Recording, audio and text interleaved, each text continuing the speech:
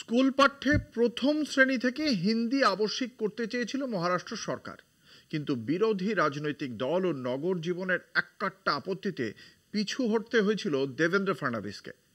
এবারও শরিকি আপত্তি উড়িয়ে সমস্ত সরকারি স্কুলকে সিবিএসইর আওতায় এনে এনসিইআরটির পাঠ্যপুস্তক পড়ানোর সিদ্ধান্ত নিল মহারাষ্ট্র সরকার।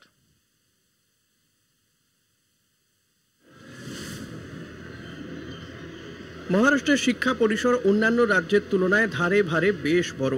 মাধ্যমিক ও উচ্চ মাধ্যমিক স্তরে ছাত্র সংখ্যার নিরিখে দেশের মধ্যে প্রথম স্থানে মহারাষ্ট্র। রাজ্য শিক্ষা দপ্তরের অধীনে 1,11,000 স্কুল চলে। ছাত্র 2 কোটির বেশি ও 6.5 লক্ষের ওপরে শিক্ষক রয়েছে সরকারি স্কুলগুলিতে।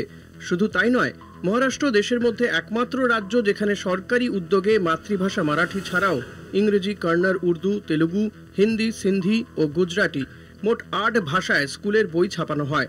মহারাষ্ট্র সরকারের শিক্ষামন্ত্রী দাদা ভুসের ঘোষণা, নতুন শিক্ষাবর্ষ থেকে সরকারি পঠন পাঠনকে সিবিএসইর আওতায় এনে এনসিইআরটির পাঠ্যসূচি চালু হবে এবং 2028-এর মধ্যে প্রথম থেকে দ্বাদশ শ্রেণী পর্যন্ত পুরনো বইপত্র দফায় দফায় তুলে নেওয়া হবে।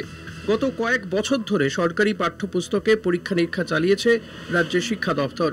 কখনো সিলেবাসের পুনর্বিন্যাসে, কখনো বা টেক্সট বইয়ের নোটবুকের অদল বদল ঘটিয়ে ছাত্র সমাজকে বিভ্রান্ত করার অভিযোগ উঠেছে মহারাষ্ট্র সরকারের বিরুদ্ধে। প্রশ্ন উঠেছে, পড়ুয়াদের কোনো রকম আগাম প্রস্তুতির সুযোগ না দিয়ে পাঠ্যপুস্তকে বারবার পরিবর্তন কতটা যুক্তিযুক্ত, কতটাই বা স্বাস্থ্যকর।